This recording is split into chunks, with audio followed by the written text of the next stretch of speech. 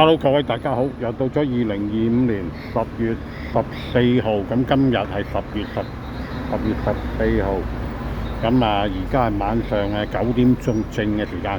咁今日呢，我哋會提供聽日10月15號，咁喺跑馬地馬場就有9場嘅賽事。咁我哋都係專攻尾場，咁介紹第9場嘅2匹深水馬嘅。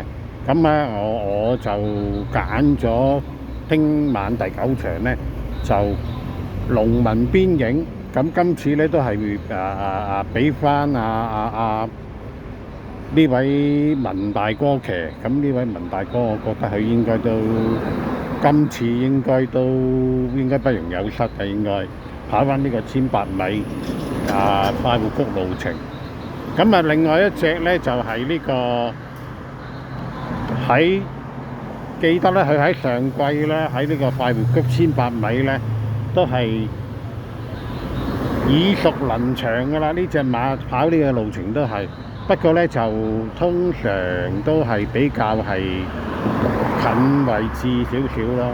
咁呢一隻咧就廣林福將，我覺得佢咧應該喺聽晚嚟講都有3甲機會嘅呢一隻。